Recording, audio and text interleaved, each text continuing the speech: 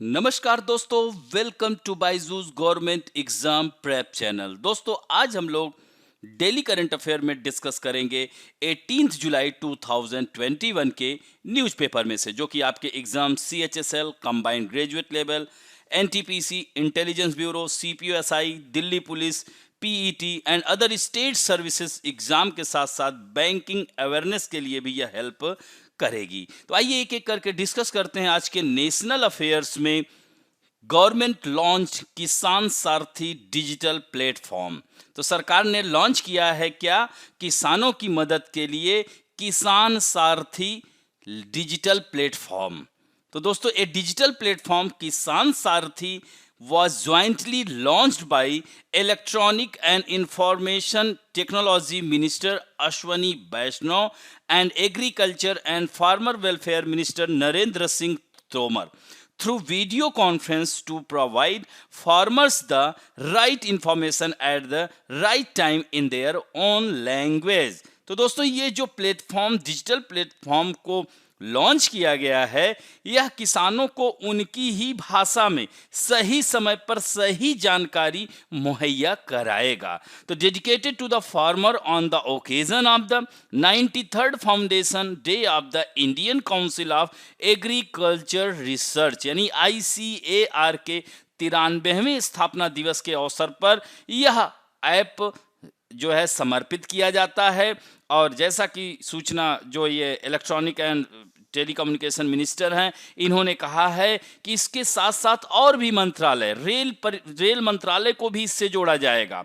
जैसे कि किसानों के द्वारा उगाए गए उत्पादों को ट्रेन के माध्यम से, रेल परिवहन के माध्यम से जल्दी मुहैया कराया जाएगा, और भी सारे मंत्रालयों से उन्होंने कहा है। और साथ साथ ICMR के वैज्ञानिकों से भी उन्होंने यह इच्छा जताई है कि किसानों के खेतों से डायरेक्ट गोदामों तक पहुंचने की तकनीक एवं किसानों के बीज उत्पादन में बढ़ोतरी के लिए भी ढेर सारे प्रयोग के लिए वैज्ञानिकों से आग्रह किया है। तो यह इस किसान रथ के फायदे क्या होंगे? Farmer will be able to get information in their language. सबसे पहली चीज तो ये है ऑन लैंग्वेज, यानी किसानों को उन्हीं की भाषा में यह जानकारी देगा यह प्लेटफॉर्म। फिर किसान will be able to connect directly with the scientist of Krishi Vigyan केंद्र, यानी अब किसान डायरेक्ट इन वैज्ञानिकों से जुड़ सकेंगे और वह जो है अपनी मृदा के बारे में, मृदा के हेल्थ के बारे में, सॉइल हेल्थ के बारे में, सॉइल के, वह वैज्ञानिकों से बता सकेंगे। और कौन सी फसलों का उत्पादन किया जाए यह सब वैज्ञानिकों से वह सीखेंगे, जिससे कि वह सही समय पर सही फसल का चुनाव कर सकें। Will be able to take crop related advice from agriculture scientist. Farmer will also be able to know new method of farming. मैंने क्या कहा? नए नए तकनीक की सहायता के लिए इन वैज्ञानिकों से डायरेक्ट यह जुड़ जाएगा। इस प्लेटफॉर्म का यही लाभ होगा। Farmer and trader will be able to buy and sell crops, यानी अब देखिए इसमें खरीद बिक्री भी कर सकेंगे, इसमें कोई बिचौलिया नहीं होगा, इससे किसानों को डायरेक्ट लाभ मिलेगा।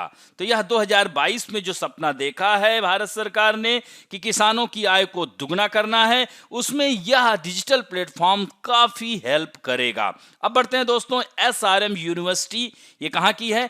आंध्र प्रदेश का विश्वविद्यालय है। SRM विश्वविद्यालय ने किसके साथ एग्रीमेंट किया है?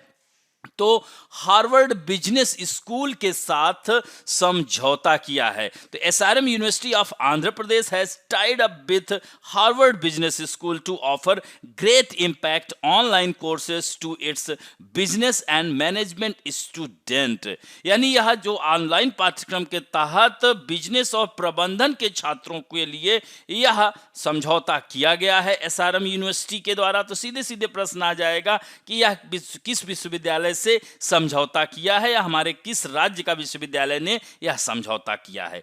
अब बढ़ते हैं दोस्तों, Jammu and Kashmir high court gets a new name, यानी जम्मू कश्मीर हाई कोर्ट को नया नाम मिल गया है। The common high court of the union territories of Jammu and Kashmir and Ladakh, इन दोनों का एक ही कॉमन है। जैसे पंजाब हरियाणा का चंडीगढ़, तीनों का मतलब Chandigarh is union territory state, Punjab Haryana is state, और इन सब की संयुक्त जो हाई कोर्ट है वह चंडीगढ़ में है। तो इसी तरह से केंद्र शासित प्रदेश जम्मू कश्मीर और लद्दाख के साझा हाई कोर्ट का नाम बदलकर अब इसे रख दिया गया है J&K and Ladakh high court. इसे भी ध्यान रखेंगे।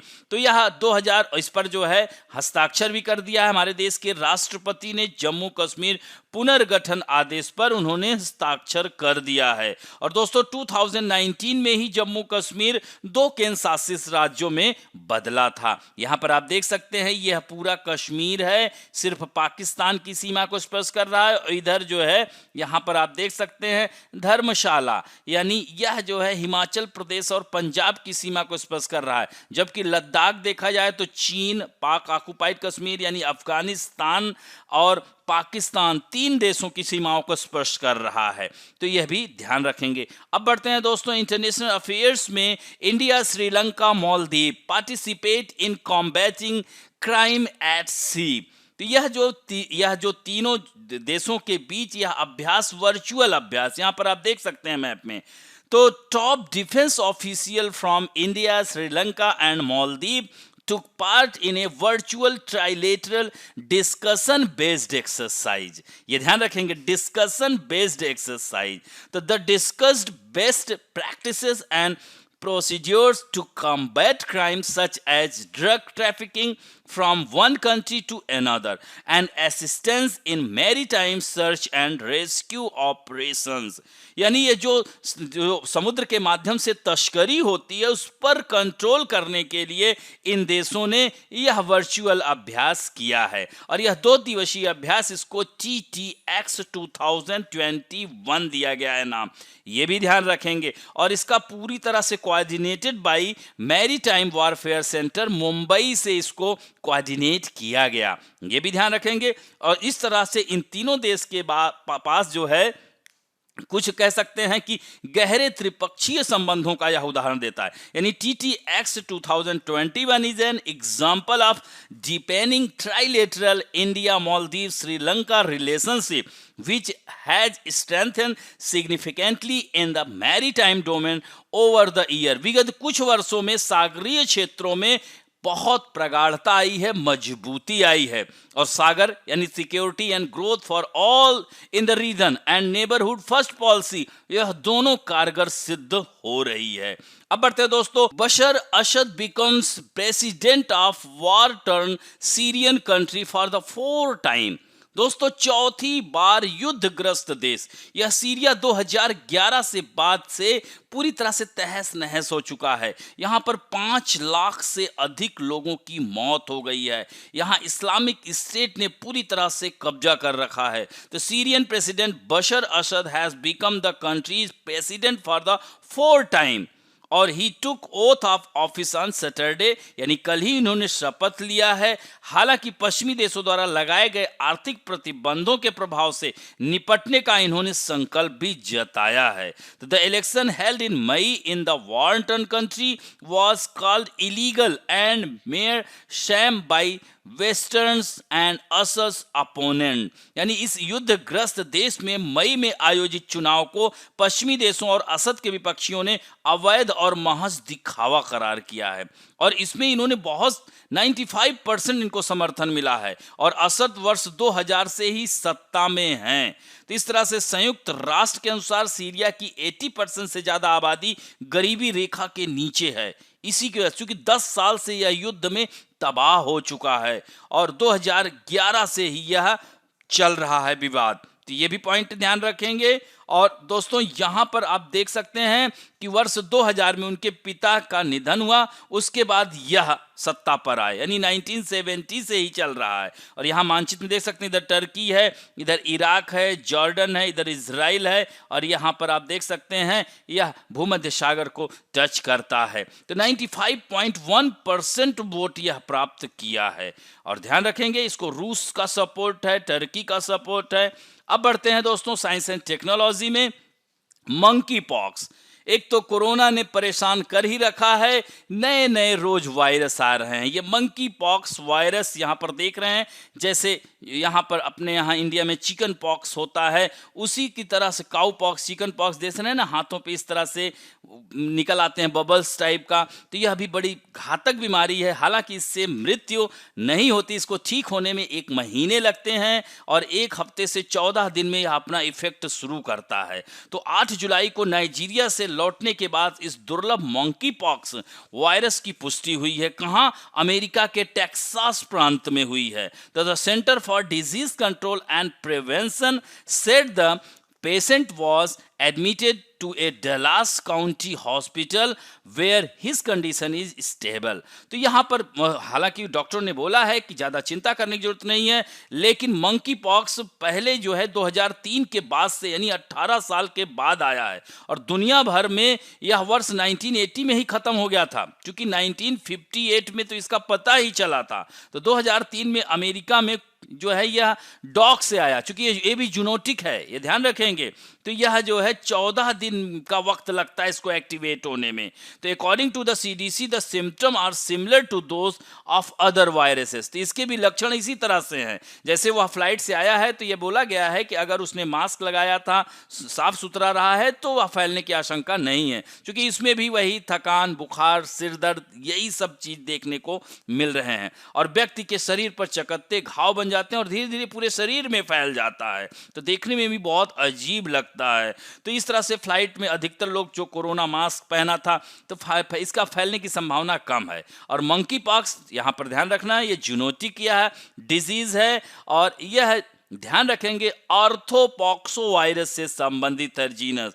तो यह भी महत्वपूर्ण है और यह 1958 में इसका पता लगा था। तो यह मंकी पॉक्स वायरस प्राइमेट सहित जानवरों में पाया गया था। तो यह जिसमें वायरियोला, काउपॉक्स, वैक्सीनिया वायरस भी शामिल है। अब बढ़ते हैं दोस्तों इंपॉर्टेंट स्कीम में। प्रधानमंत्री कौशल विकास योजना। प्रधानमंत्री कौशल विकास योजना की जुलाई 2015 में शुरू हुई थी। The objective of the scheme is to provide employment to such people who are less educated or drop out of school in between। यानी जो लोग कम पढ़े लिखे हैं, स्कूल से ड्रॉप आउट कर दिए हैं, उनके लिए यह योजना उनका स्किल डेवलप करती है और इसमें जो है उन्हें एक सर्टिफिकेट मिलता है और वह certificate, this certificate is valid for all over the country. याद रखिएगा। और यह जो है कोर्स पूरा होने के बाद इसको सर्टिफिकेट, तो इसमें जो सर्टिफिकेट मिलता है 3 मंथ, 6 मंथ एंड 1 ईयर। तो यह जो है महत्वपूर्ण है, इसे भी ध्यान रखेंगे योजना को। अब बैठते हैं various national international personality news में। Google honoured one of India's first female doctor Kadambini Ganguly. इनका नाम सुना होगा भारतीय इतिहास में, इनका नाम स्वर्ण अक्षरों में है। तो यह पहली महिला डॉक्टर थी। तो इनको आज डूडल बनाकर भारत की महिला को सम्मानित किया है। किसने? गूगल ने। तो कादम्बिनी गांगुली का आज 160वां जन्मदिन है और इस डूडल को जो बनाया है बेंगलुरु की एक कलाकार ओड्रीजा द्वारा इसे बनाया गया है। तो कादम्बिनी गांगुली भारत की पहली महिला डॉक्टरों में से एक के रूप में माना जाता है। 1884 में कोलकाता मेडिकल कॉलेज से इन्होंने पढ़ाई की थी और 1923 में इनका निधन हो गया था। अब बढ़ते हैं दोस्तों पुस्तकें एंड अवार्ड्स में। आज 10 महत्वपूर्ण पुस्तकों को लिया है। गांधी इन चंपारण, दीनानाथ गोपाल तेंदुलकर की यह किताब है। Unstoppable, my life so far, Maria Sharapova, बहुत महान टेनिस खिलाड़ी हैं, रूस की खिलाड़ी हैं, इन्होंने यह पुस्तक लिखी है। AR Rahman autobiography notes of a dream, Krishna Trilok की बुक है। इसी तरह से radio Kashmir in times of peace and war, doctor Rajesh Bhatt की है। चेंजिंग इंडिया मनमोहन सिंह की है। ब्रिजिटल इंडिया रूपा पुरुषोत्तम की है। सरस्वती सिविलाइजेशन GD बख्शी की है। My life my mission yoga guru Swami Ramdev की है। माई सिडेक्टिव हार्ट अरुंधति राय, बहुत बड़ी सामाजिक कार्यकर्ता हैं। India the future is now, wisdom tree, Shashi Tharoor, इनका नाम भी तो आपने सुना ही होगा। अब बढ़ते हैं दोस्तों banking and finance related news में। Agreement between India and Russia in the field of coking coal. तो इस पर जो है हमारे केंद्रीय मंत्रिमंडल ने मंजूरी दे दी है। कोकिंग कोयले के क्षेत्र में भारत और रूस के बीच करार को मंजूरी मिल गई है। तो currently India is dependent on import from a select few country for this major raw material used in steel manufacturing. तो this will enable Russian mining companies to supply coking coal to India steel mills. और यह काफी help करेगा क्योंकि भारत से नजदीक भी कहा जा रहा है। तो इस तरह से शेष का जो आयात अन्य देशों से किया जाता है, यानी भारत का 85% about 85% of India's coking coal requirement is met through import, यानी आयात के जरिए यह पूरा करता है। The cooperation agreement with Russia will reduce India's dependence on countries like Australia, South Africa, Canada, the US for coking coal। तो इस तरह से रूस के साथ संबंध होने से इन देशों पर जो निर्भरता है वह कम होगी। तो this will also reduce the cost of steel production per ton as Russia is geographically closer to India than other countries. अगर हम साउथ अफ्रीका की बात करें, मैप में अपने आप को व्यवस्थित करेंगे तो कनाडा, साउथ अफ्रीका, ऑस्ट्रेलिया, तो इन सब में देखा जाए तो रसिया नजदीक पड़ेगा। तो भौगोलिक दृष्टिकोण से यानी ज्योग्राफिकल पॉइंट ऑफ व्यू से भी यह हेल्प करेगा। और दोस्तों कोकिंग कोयला क्या है यहां पर हमने दिया है, इसे देखिएगा। The synthetic substance form when this coal is heated about 600 degree Celsius in the absence of air is called coke, यानी 600 डिग्री सेल्सियस से ऊपर गर्म करने पर जो संश्लेषित पदार्थ बनता है उसे ही हम कोक कहते हैं, कोकिंग कोयला, ध्यान रखेंगे। और यह स्टील उत्पादन में बहुत महत्वपूर्ण होता है। अब बढ़ते हैं दोस्तों स्पोर्ट न्यूज में। Hall of fame open title match between Anderson and Brooksby, यानी एंडरसन और ब्रुक्सबी के में होगा हॉल ऑफ फेम ओपन का खिताबी मुकाबला। यानी Jenson Brooksby of America defeated Jordan Thompson in straight set to reach the final of the Hall of Fame Open Tennis Tournament where he will face Kevin Anderson of south Africa, यानी Kevin Anderson के साथ जो है उनका सामना होगा final में। तो ये भी ध्यान रखेंगे। और this tournament is in North America to be played on grassy court. यह एकमात्र ऐसा टूर्नामेंट है जो घास के कोर्ट पर खेला जाता है, तो इसे भी ध्यान रखेंगे। इंपॉर्टेंट डेज में आज इंटरनेशनल मंडेला दिवस है। नेल्सन मंडेला का नाम सुना होगा। इन्होंने भी गांधी जी के पद चिन्हों पर चल करके साउथ अफ्रीका को आजादी दिलाई थी और साउथ अफ्रीका के पहले अश्वेत राष्ट्रपति 1994 में बने थे। 1990 में यह रिहा हुए थे, याद रखेंगे। और फिर 1994 में चुनाव में यह भारी जीत के साथ यह पहले राष्ट्रपति बने थे। इनको 67 मिनट मंडेला दिन भी कहा जाता है। क्यों? क्योंकि 67 वर्ष तक इन्होंने संघर्ष किया था, तब जाकर के यह साउथ अफ्रीका को आज़ादी दिला पाए। मतलब एक तरह से कह सकते हैं अश्वेतों को आज़ादी कह सकते हैं। तो यह जो है संयुक्त राष्ट्र संघ ने 2009 में ही आधिकारिक रूप से नेल्सन मंडेला इंटरनेशनल डे की घोषणा की थी और 18 जुलाई 2010 से इसे मनाना स्टार्ट किया। और 2014 में ही संयुक्त राष्ट्र ने नेल्सन मंडेला पुरस्कार की भी घोषणा कर दी, जो कि एवरी 5 ईयर 5 सालों में दिया जाएगा। और 27 वर्ष तक ये जेल में थे, 90 में छूटे। तो यहां पर हमने फैक्ट दिया है। अब बढ़ते हैं दोस्तों, let us talk about some important fact में। जैसा कि हम लोग मेडिवल हिस्ट्री में सल्तनत पीरियड की डिस्कस कर रहे हैं, जिसमें हम slave dynasty, Khilji dynasty and Tughlaq dynasty, Syed वंश डायनेस्टी। अब आज बात करेंगे लोदी वंश, और यह अंतिम वंश है। तो लोदी वंश का जो प्रथम, यह अफगान वंश है कह सकते हैं। तो इस तरह से यह सुलेमान पर्वत, चूंकि अफगान सुलेमान पर्वत कहाँ है, ऊपर मानचित्र में देखेंगे पाकिस्तान अफगानिस्तान होते हुए, तो वहां की पहाड़ियों पे मुल्तान और पेशेवर के बीच में फैला हुआ है। तो बहलोल लोदी का नाम तो सुना ही होगा। इसने ही कह सकते हैं आलम शाह, जब बदायूं का वह गवर्नर और अंतिम तक रहा, इसको 1451 में ऐसे ही दे दिया, जान गया था कि अब यह संभालेगा। तो इस तरह से अफगानों का बोलबाला 1451 से शुरू हो गया। तो बहलोल लोदी दिल्ली का प्रथम अफगान राज्य का संस्थापक बना। वह ही वॉज बॉर्न इन, यह जो है याद रखेंगे, शाहू खेल an important branch of Gizlai clan of Afghanistan. तो on the April 19, 1451, Bahlol जो है throne of Delhi with the title of Bahlol Shah गाजी. तो बहलोल शाह गाजी की उपाधि से दिल्ली के सिंहासन पर बैठा. तो इस तरह से यह ध्यान रखेंगे. और यह राज्याभिषेक के उपरांत सुल्तान ने संभल, कोल, इटावा, रपरी, भोगांव, मेवात पर आक्रमण कर उनको भी अपने अधीन करने में सफलता प्राप्त की. और the important success of his reign या his period was the inclusion of Jaunpur once again in the state of Delhi.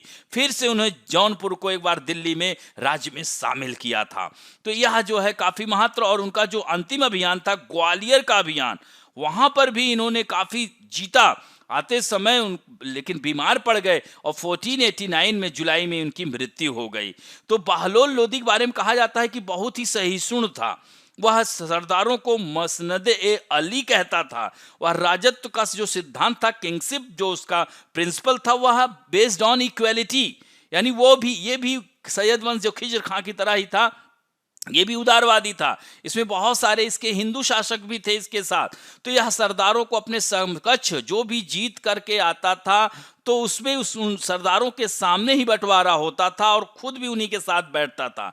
बहलोली सिक्के का भी इसने प्रचलन चलाया था और यह धार्मिक रूप से सहिष्णु था. इसके कई सरदार हिंदू थे, जैसे राय प्रताप सिंह, राय करण सिंह, राय नरसिंह, राय त्रिलोकचंद, राय दादू, ये सब था. अब दोस्तों इसके बाद सिकंदर लोदी आता है, याद रखेंगे, और इब्राहिम लोदी. इसको हम लोग अगले अंक में करेंगे. चूंकि ज्यादा हो जाता है तो आप लोग याद थोड़ा सा करने में, तो थोड़ा थोड़ा करके इसको पूरा तरह से कंप्लीट करेंगे. तो कल आपका कह सकते हैं कि सल्तनत पीरियड समाप्त हो जाएगा और मुगल पीरियड हम लोग स्टार्ट कर देंगे. अब आते हैं आप लोगों के सेक्शन में, जो कि बहुत ही अच्छा उत्तर दे रहे हैं.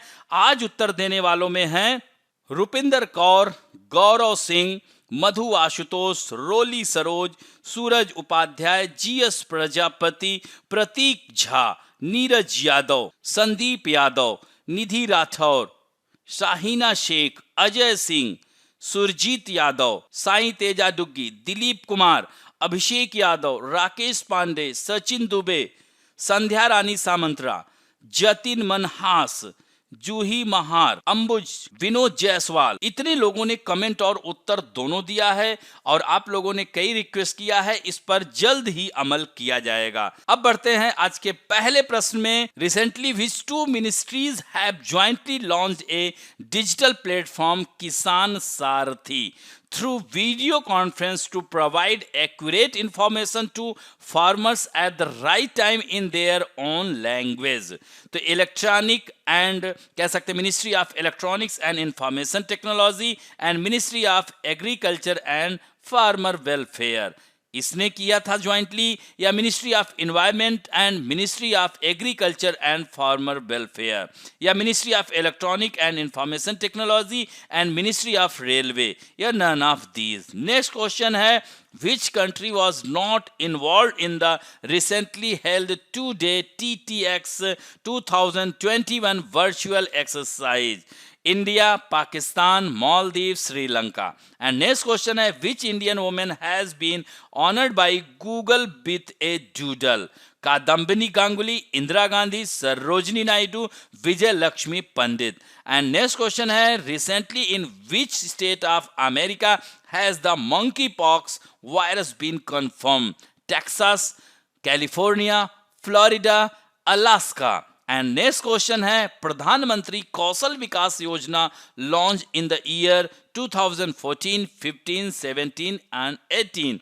And next question है who is the author of the book Changing India? Manmohan Singh, Shashi Tharoor, P Chidambaram, Arvind Subramanian. And next question है with which country did India recently sign an agreement in the field of coking coal? रूस, Australia, Ukraine, Germany. And next question है Hall of Fame Open Tournament competition is related to which sport? Badminton, tennis, शतरंज, निशानेबाजी. And next question है when is International Mandela Day celebrated? या अंतरराष्ट्रीय Nelson Mandela दिवस भी कह सकते हैं. 13 जुलाई, 14, 15 एंड 18. इसको 18 कर लीजिएगा, 18 जुलाई. नेक्स्ट क्वेश्चन है, who was the founder of Lodhi dynasty? Lodhi वंश का संस्थापक कौन था? बहलोल लोधी, सिकंदर लोधी, इब्राहिम लोधी या दौलत लोधी? तो इस तरह से इन 10 प्रश्न के उत्तर दीजिएगा। आशा करता हूं कि आज का भी यह क्लास आपको अच्छा लगेगा, और दोस्तों अच्छा लगे तो please like, share, subscribe and bell icon दबाना ना भूलें। थैंक यू दोस्तों।